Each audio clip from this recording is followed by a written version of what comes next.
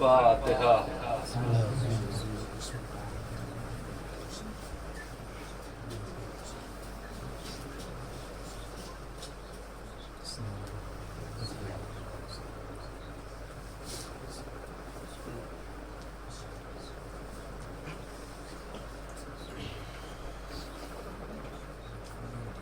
لا حول ولا قوة إلا بالله العلي العظيم۔ أعوذ بالله من الشيطان الرجيم، بسم الله الرحمن الرحيم۔ الحمد لله رب العالمين، والعاقبة للمتقين، والجنة للموحدين وللمؤمنين، والنار للعاصين وللكافرين، والحمد لله الذي جعلنا من المتمسكين بولاية علي بن أبي طالب۔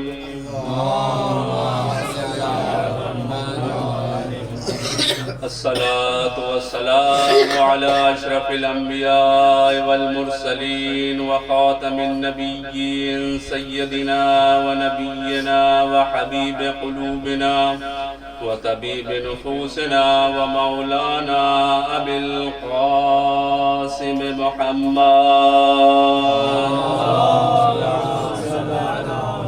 وعلى آله الطيبين الطاهرين المعصومين المظلومين، ولعنة الله على أعدائهم أجمعين من الآن إلى قيام يوم الدين۔ أما بعد، فقد قال الله تعالى في القرآن المجيد وهو أصدق القائلين وقوله الحق، بسم الله الرحمن الرحيم۔ ويقول الذين كفروا لست مرسلا، قل كفى بالله شهيدا بيني وبينهم من عنده علم الكتاب۔ صلوات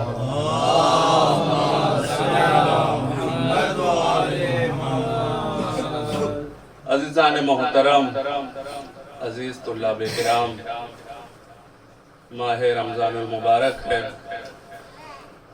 اور ہم سب عبادت پروردگار عالم میں مصروف ہیں، اور سب سے بڑی عبادت اس وقت ہم جو کر رہے ہیں وہ ذکر علی بن ابی طالب علیہ السلام، جس عبادت کے لیے اس وقت ہم جمع ہوئے ہیں۔ یہ ایک ایسی عبادت ہے کہ جس کے لیے نہ زمان کی شرط ہے، نہ مکان کی شرط ہے، نہ عمر کی شرط ہے۔ ہر جگہ، ہر مکان اور ہر زمان میں، ہر عمر میں یہ ذکر کیا جا سکتا ہے۔ بس اس کے لیے ایک اساسی اور بنیادی شرط ہے، اور وہ شرط یہ ہے کہ اس ذکر کے کرنے کے لیے اور سننے کے لیے جسموں کے ساتھ ساتھ نسلوں کا پاک ہونا ضروری ہے۔ صلوات پڑھیں محمد و آل محمد۔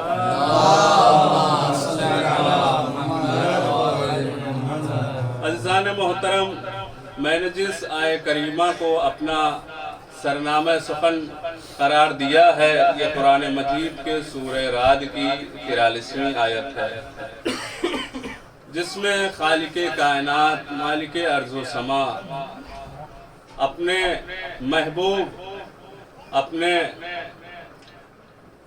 آخری نبی جسے اللہ نے خاتم النبیین بنا کر بھیجا، جسے رحمت للعالمین بنا کر بھیجا، جسے طٰہٰ کہا، جسے یاسین کہا، جسے کبھی مدثر کہا، کبھی مزمل کہا، اس سے مخاطب ہے اور مخاطب کر کے فرما رہا ہے وَيَقُولُ الَّذِينَ كَفَرُوا لَسْتَ مُرْسَلًا۔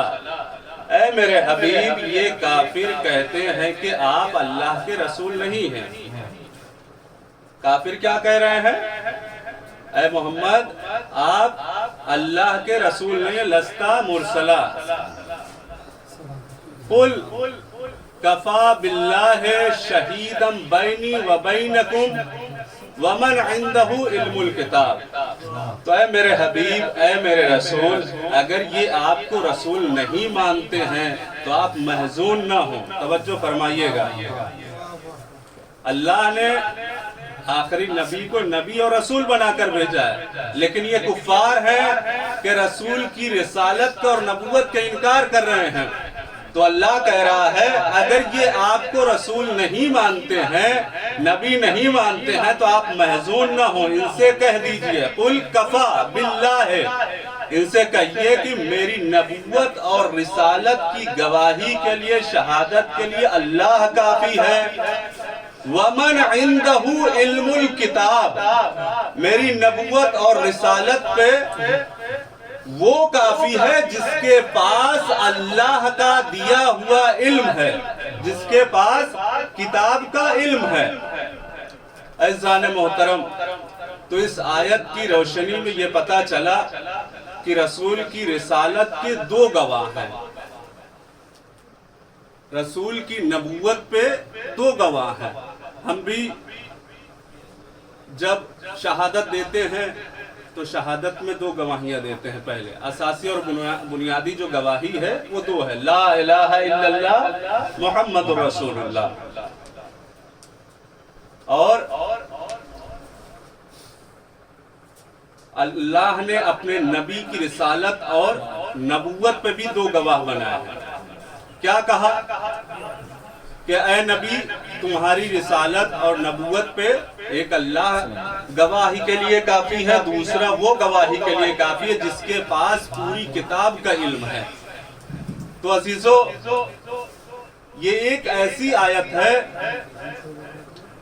جب مفسرین نے اس کی تفسیر کی تو جہاں وہ تمام مفسرین جنہوں نے ہر آیت کو کسی نہ کسی طریقے سے اہل بیت کی طرف قرآن اور قرآن کی تفسیر کو موڑا ہے کہ یہ آیت اہل بیت کی شان میں نہیں نازل ہوئی ہے، ان مفسرین نے بھی مجبوراً یہ کہا ہے کہ یہ آیت علی ابن ابی طالب علیہ السلام کی شان میں نازل ہوئی ہے۔ مسلمانوں کا سب سے بڑا مفسر جو ہے فخر رازی، اس نے جہاں تمام آیتیں، یہاں تک کہ آیت تطہیر جیسی واضح الدلالہ آیت جس کی شان نزول میں اس نے یوں بیان کیا کہ یہ آیت جہاں اہل بیت کی شان میں نازل ہوئی ہے وہیں ازواج اور اصحاب کی شان میں بھی نازل ہوئی ہے۔ اسے بھی یہ کہنا پڑا ہے کہ یہ آیت حضرت علی ابن ابی طالب علیہ السلام کی شان میں نازل ہوئی ہے۔ عزیزان محترم، اور یہ آیت اتنی بڑی آیت ہے کہ جب ہمارے اور آپ کے مولا حضرت علی ابن ابی طالب علیہ السلام سے پوچھا گیا کہ مولا یہ بتائیے کہ آپ کی اپنی نظر میں کون سی سب سے بڑی فضیلت ہے، تو جب مولا امیر المومنین نے اپنی فضیلت بیان کرنا شروع کیا تو یہ نہیں کہا کہ اللہ نے مجھے فاتح خیبر بنایا، میں نے خیبر فتح کیا، یہ میری سب سے بڑی فضیلت ہے، اللہ نے مجھے خانہ کعبہ میں پیدا کیا، یہ میری سب سے بڑی فضیلت ہے، میں قاتل مرحب و انتر ہوں، یہ میری سب سے بڑی فضیلت ہے۔ مولا کائنات نے اپنی تمام فضیلتوں کو ایک طرف رکھتے ہوئے صرف اس فضیلت کو بیان کیا، کہا کہ میرے نزدیک جو سب سے بڑی اور مجھے محبوب میری فضیلت ہے وہ یہ ہے کہ اللہ تعالیٰ نے جب اپنے نبی کی نبوت اور رسالت کی گواہی پیش کیا تو ان گواہوں میں یا تو نبی کی رسالت کی گواہی کے لیے اپنا نام رکھا اور اپنے نام کے ساتھ مجھ علی ابن ابی طالب کا نام رکھا۔ یہ علی کی سب سے بڑی فضیلت ہے اور یہ فضیلت مجھے اپنی تمام فضیلتوں میں سب سے زیادہ محبوب ہے۔ تو عزیزان محترم، علی وہ ہے جو گواہ رسالت ہے۔ کیا اس سے بڑی کوئی علی کی فضیلت ہو سکتی ہے؟ کیا علی کے علاوہ بھی کوئی ہے جو گواہ رسول ہے؟ کیا وہ رسالت کا گواہ ہو سکتا ہے جسے پوری زندگی نبوت پہ شک ہوتا رہا اور جس کے بارے میں نبی نے کہا کہ النفاق فیکم الشرک فیکم اخفی من دبیب النمل، شرک تم میں چونٹی کی چال چل رہا ہے؟ کیا وہ گواہ رسالت ہو سکتا ہے؟ نہیں عزیزو، گواہ رسالت وہ ہے جسے اللہ تعالیٰ نے پوری کتاب کا علم عطا کیا ہے۔ یہ علی ابن ابی طالب علیہ السلام کی سب سے بڑی فضیلت ہے۔ اور عزیزو، انسان کی فضیلت چند چیزوں سے ہوتی ہے، ان تمام چیزوں میں سب سے نمایاں چیز جو ہے وہ علم ہے۔ ایک انسان کے اندر فضیلت کا معیار کچھ چیزیں بیان کی گئی ہیں، جس میں شجاعت ہے، حلم ہے، سخاوت ہے، بردباری ہے، لیکن سب میں جس چیز کو امتیاز حاصل ہے وہ علم ہے۔ صاحب کمال اگر عالم ہے تو وہ علم اس کے لیے سب سے بڑی فضیلت ہے، اور کائنات میں علی ابن ابی طالب سے بڑا عالم کوئی نہیں ہے۔ کیوں؟ اس لیے کہ یہ آیت خود علی ابن ابی طالب کے علم پہ دلالت کر رہی ہے کہ اللہ تعالیٰ نے مولا امیر المؤمنین کو پوری کتاب کا علم دیا ہے۔ کتاب میں کیا ہے؟ خود قرآن مجید میں اللہ تعالیٰ نے ارشاد فرمایا لا رطب ولا یابس الا فی کتاب مبین، کہ قرآن مجید میں ہم نے ہر خشک و تر کا ذکر کر دیا ہے۔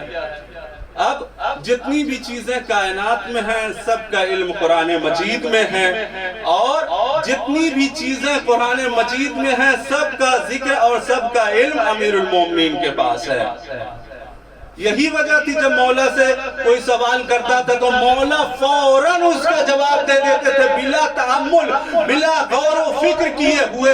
تو فوراً سائل کہتا تھا مولا آپ جب کوئی آپ سے سوال کرتا ہے تو فوراً اس کا جواب دے دیتے ہیں، ذرا سوچ بھی لیا کریں، تفکر بھی کر لیا کریں، غور و فکر بھی کر لیا کریں، کہیں ایسا نہ ہو کہ آپ جواب دے دیں اور آپ کا جواب خطا ہو جائے۔ تو ایک مرتبہ مولا نے فوراً اس سے یہی تو کہا تھا نا، بتا تیرے ہاتھ میں کتنی انگلیاں ہیں؟ اس نے فوراً کہا کہ میرے ہاتھ میں 5 انگلیاں ہیں۔ مولا نے کہا اے سائل، اے سوال کرنے والے، اے جواب دینے والے، تو نے کیا غور کیا؟ تو نے کیا تفکر کیا؟ غور و فکر کیا؟ ذرا غور کر لیتا، کچھ تفکر کر لیتا، سوچ لیتا، کہیں ایسا نہ ہو کہ تو نے جو جواب دیا وہ غلط ہے۔ تو اس نے کہا مولا ارے یہ کیسے ہو سکتا ہے کہ جو چیز میرے سامنے ہر وقت ہو میں اس کے جواب میں خطا کر جاؤں؟ تو مولا نے کہا جس طریقے سے تیرے یہ ہاتھ کی 5 انگلیاں ہمیشہ تیرے سامنے ہوتی ہیں، اسی طریقے سے یہ کائنات پوری علی کے سامنے ہوتی ہے۔ اسی طریقے سے کائنات کی ہر شے علی کے سامنے ظاہر ہے، لہذا خطا کا تو امکان ہی نہیں ہے۔ یہی وجہ تھی علی ابن ابی طالب کے علم کا وہ معیار تھا کہ جب میرا مولا منبر سلونی پہ آیا تو یہ کہتا نظر آیا سلونی سلونی قبل ان تفقدونی انی عالم طرق السماوات من طرق الارض، مجھ سے جو چاہو پوچھ لو، میں زمین کے راستوں سے زیادہ آسمان کی خبر رکھتا ہوں۔ عزیزو، ہم نے تو لوگوں کے ایسے امام دیکھے ہیں جنہیں پلیٹ میں چاول کے نیچے چھپی ہوئی بوٹی بھی نظر نہیں آتی، اور ہم کتنے خوش نصیب ہیں کہ ہمارا تو وہ مولا ہے، وہ آقا ہے جو زمین سے زیادہ آسمان کی خبر رکھتا ہے۔ پہلے آسمان پہ کیا ہے علی جانتے ہیں، دوسرے آسمان پہ کیا ہے علی جانتے ہیں، تیسرے آسمان پہ کیا ہے علی جانتے ہیں۔ قاب قوسین اور جتنی بھی چیزیں ہیں آسمانوں میں سب کا علم علی کو ہے، اور زمین سے لے کے تحت الثری تک جتنا علم ہے سب علی کے پاس موجود ہے۔ یہ ہے علی کے علم کی بلندی۔ عزیزان محترم، جب یہ آیت نازل ہوئی قرآن مجید کی کہ وَكُلَّ شَيْءٍ أَحْصَيْنَاهُ فِي إِمَامٍ مُبِينٍ، کہ ہم نے ہر شے کا احصاء امام مبین میں کر دیا ہے۔ یعنی کیا؟ یعنی کائنات میں جتنی بھی چیزیں ہیں سب کا جاننے والا امام مبین ہے۔ اور جب ہم نے اس کی تفسیر دیکھی تو امام نے فرمایا، رسول نے فرمایا کہ امام مبین سے مراد امیر المومنین ہے۔ جب یہ آیت نازل ہوئی تو کچھ لوگ جو کہ جن سے علی کی فضیلت ہضم نہیں ہوتی تھی، انہوں نے سوچا کہ ایسا نہ ہو کہ رسول پھر علی کا نام لے لیں۔ جیسے ہی یہ آیت نازل ہوئی، بڑے صاحب کھڑے ہو گئے اور فوراً کہتے ہیں یا رسول اللہ کیا امام مبین سے مراد توریت ہے؟ رسول نے کہا بیٹھ جاؤ نہیں۔ پھر چھوٹے صاحب وہ بھی بلند ہو گئے، کہتے ہیں یا رسول اللہ کیا اس سے مراد زبور ہے، توریت ہے، زبور ہے؟ ایک ایک کتابیں بیان کرتے رہے، یہاں تک کہ کہا کہ کیا ہے یا رسول اللہ امام مبین سے مراد قرآن مجید ہے۔ رسول نے کہا نہ توریت ہے، نہ زبور ہے، نہ انجیل ہے، حتیٰ کہ قرآن بھی امام مبین نہیں ہے۔ ابھی رسول یہ بیان کر ہی رہے تھے کہ ایک مرتبہ رسول کی نگاہ پڑی کہ علی مسجد کے دروازے سے داخل ہو رہے تھے، ایک مرتبہ رسول نے اپنی انگلی کے اشارے سے علی کے چہرے کی طرف اشارہ کیا، کہا کہ ذاکا امام المبین علی ابن ابی طالب علیہ السلام۔ امام مبین نہ توریت ہے نہ زبور ہے بلکہ علی ابن ابی طالب ہے۔ یہ کیسے ہو سکتا ہے کہ امام مبین توریت ہو جائے، زبور ہو جائے، انجیل ہو جائے؟ اس لئے کہ ہم دیکھ رہے ہیں کہ توریت تو ہے جس میں بھی رد و بدل ہو چکی ہے، انجیل بھی اصل انجیل اپنی حالت پہ باقی نہیں ہے، اور قرآن میں بھی ہم دیکھتے ہیں اگر روایت پڑھتے ہیں تو کچھ ایسی چیزیں ہیں جو قرآن سے حذف ہوئی ہیں۔ جیسے روایت میں ہے کہ کچھ چیزیں وہ تھی، وہ کہتے ہیں کہ قرآن میں تھی بعد میں اسے نکال دی گئی، یہاں تک کہ کچھ آیتیں وہ ہیں ان کے ہاں روایت مشہور بھی ہے کہ بکری کھا گئی تھی جس کی وجہ سے قرآن مجید میں وہ درج نہیں ہو سکی ہیں۔ کیسے یہ چیزیں قرآن مجید ہو سکتی ہیں عزیزو؟ امام مبین ہو سکتی ہیں۔ امام مبین تو وہ ہوگا کہ جس کو ان چار آسمانی کتابیں، جس کے پاس ان چار آسمانی کتابوں کا بھی علم ہو۔ اور ہم نے دیکھا کہ ابھی علی کا سن 3 دن کا ہے۔ توجہ چاہتا ہوں عزیزان محترم، امام مبین کون اور کیسا ہوگا؟ کیا امام مبین وہ ہو سکتا ہے جو 40 برس تک سورہ بقرہ نہ یاد کر سکے؟ عزیزو امام مبین تو وہ ہوگا کہ ہم نے دیکھا کہ علی کا سن جو ہے 3 دن کا ہے، ادھر رحلے امامت پہ علی، رحلے نبوت پہ امام علی آئے، اور جیسے ہی رسول نے اپنی زبان چسائی اور ایک مرتبہ رسول علی کی طرف مخاطب ہوئے، اے علی کچھ سناؤ۔ علی نے کہا یا رسول اللہ کیا سناؤ؟ توریت سناؤ، زبور سناؤ، انجیل سناؤ، یا قرآن سناؤ؟ جو عزیزو ابھی قرآن نازل بھی نہیں ہوا تھا، ایک مرتبہ علی نے رسول کے ہاتھ پہ توریت بھی سنائی، زبور بھی سنائی، انجیل بھی سنایا، قرآن بھی سنایا، اور رسول نے تائید بھی کی۔ آپ نے توریت صاحب توریت سے اچھی سنائی، زبور صاحب زبور سے اچھی پڑھا، اور انجیل کو صاحب انجیل سے اچھی پڑھا۔ اے علی تو نے قرآن کو ویسے پڑھا جیسے میں پڑھا کرتا ہوں۔ تو عزیزو ہم نے امام مبین اسے مانا ہے جو 3 دن کے سن میں بھی آسمانی کتابوں کا حافظ اور عالم ہے۔ جب پتا چلا کہ یہ آیت امیر المومنین کی شان میں نازل ہے، وَمَنْ عِنْدَهُ عِلْمُ الْكِتاب، جس کے پاس پوری کتاب کا علم ہے، وَكُلَّ شَيْءٍ أَحْصَيْنَاهُ فِي امام مبین کہ ہم نے ہر شے کا حصہ امام مبین میں کر دیا ہے۔ ایک مرتبہ جناب عمار یاسر کہتے ہیں کہ ہم مولا امیر المومنین کے ہمراہ جنگ صفین سے جب گزر رہے تھے تو ہمارا گزر ایک وادی سے ہوا۔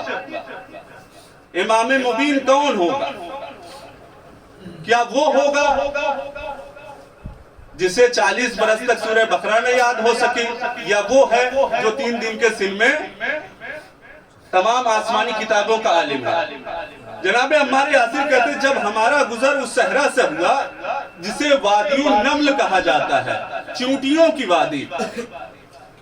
تو ایک مرتبہ میں نے دیکھا کہ اس وادی میں چونٹیوں کا ایک سیلاب ہے۔ جب میں نے اتنی ساری چونٹیوں کی کثرت دیکھی تو ایک مرتبہ میں نے مولائے کائنات سے کہا کتنی پاک ہے وہ ذات جو ان چونٹیوں کی تعداد کو جانتی ہے۔ عزیزان محترم، ایک مرتبہ مولائے کائنات مسکرائے اور عمار یاسر سے کہتے ہیں عمار یاسر یہ نہ کہو کہ کتنی پاک ہے وہ ذات جو ان کی تعداد کو جانتی ہے۔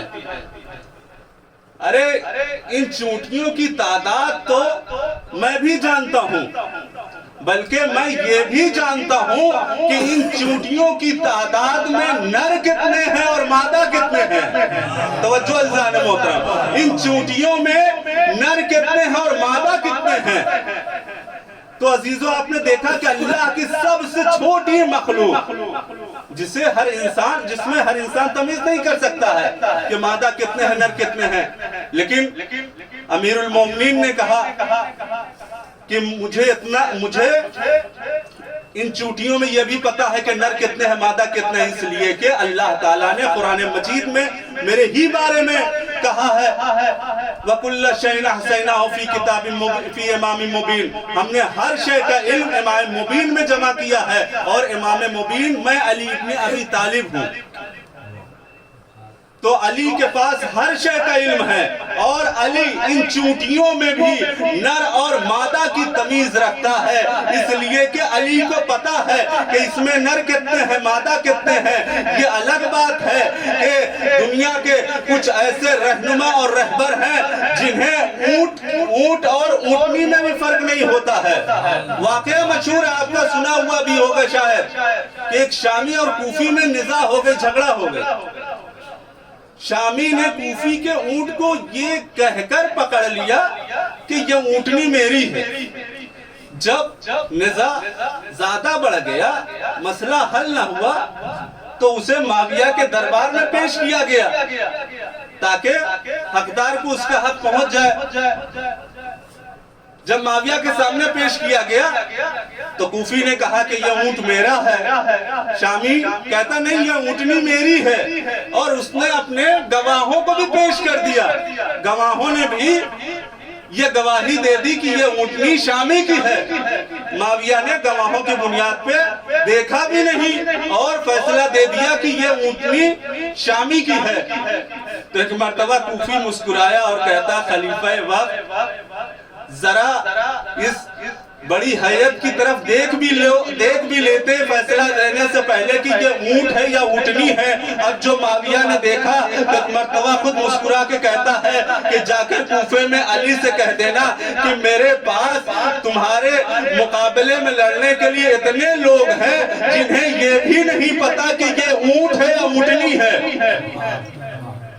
تو ایسے مسلمانوں کے خلیفہ اور رہبر ہیں جنہیں اونٹ اور اونٹنی میں فرق نہیں، اور ہمارا مولا و آقا وہ ہے جو ایک معمولی سی، جسے ہم معمولی سمجھتے ہیں اللہ کی مخلوق، چونٹی جو ایک معمولی سی خلقت اور مخلوق ہے اللہ کی، علی اس میں بھی یہ جانتے ہیں کہ اس میں نر کتنے ہیں اور مادہ کتنے ہیں۔ ایک صلوات پڑھیں محمد و آل محمد۔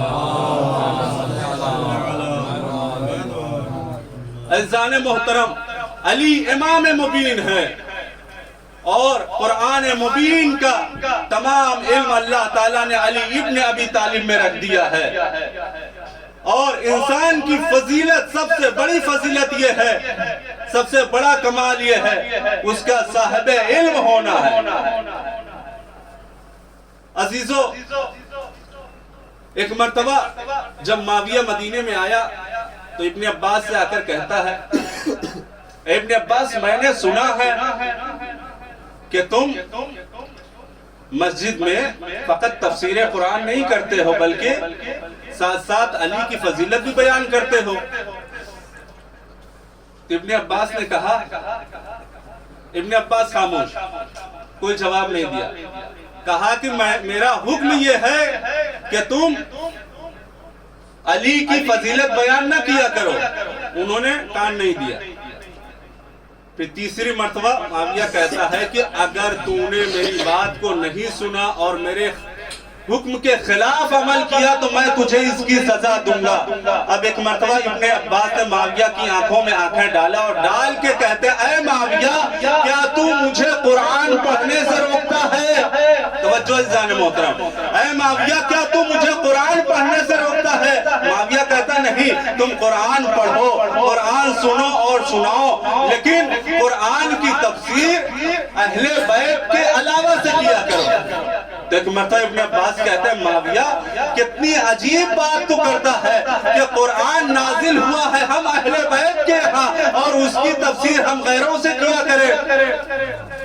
قرآن ہمارے یہاں نازل ہوا ہے اور رسول اسلام کا ارشاد ہے علی مع القرآن والقرآن مع علی، علی قرآن کے ساتھ ہے اور قرآن علی کے ساتھ ہے۔ یہ کیسے ہو سکتا ہے کہ میں قرآن کی تفسیر بیان کروں اور اس میں علی نہ ہو؟ لہذا جہاں قرآن ہوگا وہاں علی ہوگا۔ عزیزو اگر آپ غور کریں کہ جو رسول کی حدیث کا فکرہ علی مع القرآن، علی قرآن کے ساتھ ہے، تو آپ کی سمجھ میں آ جائے گا وہ اس طرح سے کہ علی کیوں کر قرآن کے ساتھ ہے۔ علی قرآن کے ساتھ کس طریقے سے ہیں؟ عزیزو جتنی بھی قرآن کی آیتیں اور ان میں احکام ہیں علی نے سب پر عمل کیا، تو اس طرح سے علی قرآن کے ساتھ ہو گئے۔ توجہ عزیزان محترم، رسول کی حدیث کے یہ فکرہ علی مع القرآن، علی قرآن کے ساتھ ہے، علی نے قرآن کے تمام احکام پہ عمل کیا تو علی قرآن کے ساتھ ہو گئے۔ لیکن اب یہ فکرہ اسے کس طریقے سے دیکھا جائے؟ والقرآن مع علی، علی قرآن کے ساتھ ہے۔ جب ہم نے غور کیا تو ہم نے پایا کہ قرآن کس طریقے سے علی کے ساتھ ہوا۔ ہماری سمجھ میں یہ تو آ گیا کہ علی قرآن کے ساتھ ہے، علی نے قرآن کے ہر احکام پہ عمل کیا، لیکن قرآن کس طریقے سے علی کے ساتھ ہے؟ جب غور کیا تو ہم نے دیکھا کہ علی نے جو کیا وہی قرآن ہو گیا۔ علی بستر رسول پہ سوئے تو آیت آ گئی وَمِنَ النَّاسِ مَن يَشْرِي نَفْسَهُ ابْتِغَاءَ مَرْضَاتِ اللَّهِ وَاللَّهُ رَءُوفٌ بِالْعِبَادِ۔ جب علی میدان جنگ میں جم کر لڑے تو قرآن مجید کی آیت آ گئی کَأَنَّهُمْ بُنْيَانٌ مَرْصُوصٌ، کہ گویا یہ علی جنگ میں سیسا پلائے ہوئی دیوار کے مانند لڑتے ہیں۔ جب علی کے گھر سے جو کی روٹیاں راہ خدا میں تقسیم ہوئی تو قرآن مجید کی آیت آ گئی وَيُطْعِمُونَ الطَّعَامَ عَلَىٰ حُبِّهِ مِسْكِينًا وَيَتِيمًا وَأَسِيرًا۔ تو اس سے پتا چلا کہ علی قرآن کے ساتھ ہے، اس لیے کہ علی نے قرآن کے اوپر عمل کیا اور جو علی نے عمل کیا وہ تمام کی تمام قرآن ہو گیا۔ اس طریقے سے قرآن علی کے ساتھ ہو گیا۔ ایک صلوات پڑھیں محمد وآل محمد۔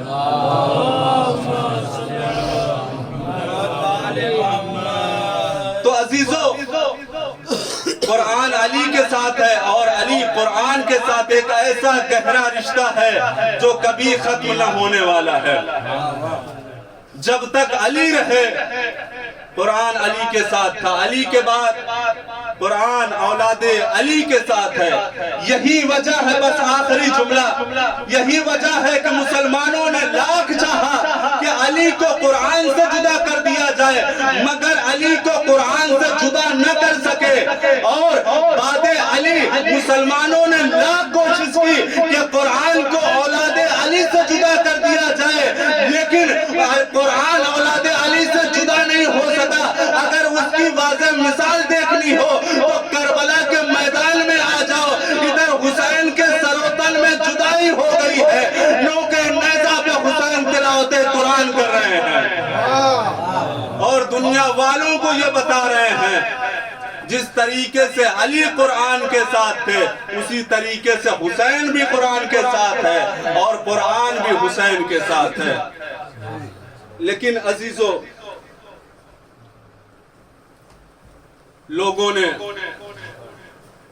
جس طریقے سے قرآن صامت کو جھٹلایا، قرآن صامت کا انکار کیا، قرآن صامت کو چھوڑ دیا بعد رسول، اس لیے کہ رسول نے یہی تو فرمایا تھا انی تارکم فیکم الثقلین کتاب اللہ و عترتی اہل بیتی۔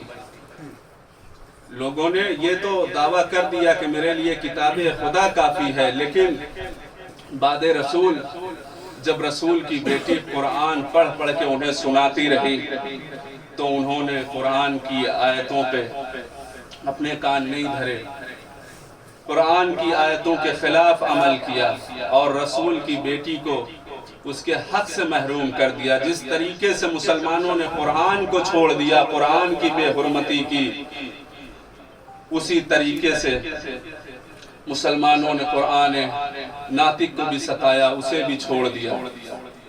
اس کے بعد اس کی اولادوں کو بھی یہی وجہ تھی کہ جن مسلمانوں نے مدینے میں قرآن صامت کو جلایا تھا، کربلا کے میدان میں انہی مسلمانوں نے قرآن ناطق کی اولادوں کے گھروں کو بھی جلا دیا۔ عزادارو، آپ روزے کی حالت میں ہیں، آپ سے بہتر بھوک اور پیاس کا احساس کسی کو نہیں ہو سکتا ہے۔ کربلا میں حسین کی پیاس کا کیا عالم تھا، اسے کوئی نہیں بیان کر سکتا ہے۔ ہاں، کچھ احساس اور کچھ بیان اس وقت ہمیں ہوتا ہے کہ جب جناب علی اکبر علیہ السلام نے اپنی پیاس کا اظہار کیا تھا تو اس سے کچھ امام کی پیاس کا اندازہ ہوتا ہے۔ عزادارو، کربلا میں حسین اور اولاد حسین کو 3 دن کا بھوکا اور پیاسا شہید کر دیا گیا۔ قرآن کے پاروں کو کربلا کے میدان میں بکھیر دیا گیا۔ حسین قرآن پڑھ پڑھ کے لوگوں کو سناتے رہے کہ لوگوں، ہم اہل قرآن ہیں، ہماری عزت و توقیر کرو، ہمارا احترام کرو، مگر دنیا نے اہل بیت کو چھوڑ دیا، اہل بیت کا احترام نہیں کیا۔ عزادارو، روایت بتاتی ہے بچن جملے مصائب کے زحمت تمام ہیں۔ عزادارو، بعد حسین مسلمانوں نے ظلم کی انتہا نہیں کر دی، ظلم کی انتہا یہی نہیں ہوئی کہ حسین شہید ہو گئے، ظلم ختم ہو گیا۔ عزادارو، حسین کی شہادت کے بعد سے تو ظلم کی ابتدا ہوئی ہے۔ جب حسین شہید ہو گئے، حسین کی لاشوں پہ گھوڑے دوڑائے جا چکے، ایک مرتبہ عمر سعد کہتا ہے اپنے لشکر والوں سے، اگر لوٹو تبرکات علی و بطول کو اور قیدی بنا کے لے چلو آل رسول کو۔ اجرکم اللہ، خدا آپ کو کوئی غم نہ دے سوائے غم مظلوم کربلا کے۔ عزادارو، اب کیا تھا؟ ارے وہ فوج جسے اب کسی کا ڈر نہیں تھا، عباس و علی اکبر نہیں تھے، حسین شہید کیے جا چکے تھے، خیموں میں گھس آئی اور تمام تبرکات اہل بیت کو لوٹ لیا۔ اب یہ ہے بیویوں کے سروں سے چادریں بھی چھین لی۔ عزادارو، جب اہل حرم کا لٹا ہوا قافلہ ایک مرتبہ 11 محرم کو کربلا سے روانہ ہونا چاہتا ہے تو عزادارو، ظلم کی انتہا دیکھو۔ جب کسی کے ہاں عزادارو کسی کا انتقال ہو جاتا ہے تو اس کے گھر والوں کے سامنے سے اس کی تمام یادگار چھپا دی جاتی ہے تاکہ اس کو زیادہ احساس نہ ہو۔ لیکن ہائے رے کربلا کہ اہل بیت پہ کس قدر مظالم ڈھائے گئے کہ ایک مرتبہ ان بیویوں کو وہاں سے گزارا گیا جہاں پر ارے لاشیں شہداء خون میں غلطہ پڑی تھی۔ عزادارو، ذرا تصور کرو، جب بیویوں کی نگاہ اپنے وارثوں کے بے سر لاشوں پہ پڑی ہوگی، ارے تو بیویوں کے دلوں پہ کیا گزر گئی ہوگی۔ لیلا نے جب علی اکبر کو دیکھا ہوگا تو لیلا کے دل پہ کیا گزری ہوگی۔ ارے ام رباب نے جب اپنے 6 مہینے کے اصغر کے چدے ہوئے گلے کو دیکھا ہوگا۔ یہی وجہ تھی کہ جب جناب زینب کی نظر ایک مرتبہ امام حسین کے لاشے پر پڑی تو ایک مرتبہ بیوی کہتی ہے، انتا اخی، ارے کیا تم ہی میرا بھائی ہے؟ عزادارو، کیا بیوی اپنے حسین کو نہیں پہچانتی تھی؟ عزادارو، حسین کو پہچانتی تھی لیکن حسین کا لاشا ارے گھوڑوں کی ٹاپوں سے اس قدر پامال ہو گیا تھا، پہچان میں نہیں آ رہا تھا۔ ایک مرتبہ ارے بیوی نے دیکھا یہی میرے بھائیا کی لاش ہے، اب حسین کی لاش لاش پر زینب اپنے ایک مرتبہ حسین کی لاش پر پہنچی ہے، ایک مرتبہ مدینے کا رخ کیا اور مرثیہ پڑھنا شروع کیا۔ اے نانا، ارے آپ کی جنازے پر تو ملائکہ آسمان نے نماز پڑھی، مگر یہ آپ کا لال حسین ہے جو خاک و خون میں گلتا پڑا ہے، نہ کوئی غسل دینے والا ہے نہ کوئی کفن دینے والا ہے۔ وَسَيَعْلَمُ الَّذِينَ ظَلَمُوا أَيَّ مُنقَلِبٍ يَنقَلِبُونَ إِنَّا لِلَّهِ وَإِنَّا إِلَيْهِ رَاجِعُونَ رِضًا بِقَضَائِهِ وَتَسْلِيمًا بِأَمْرِهِ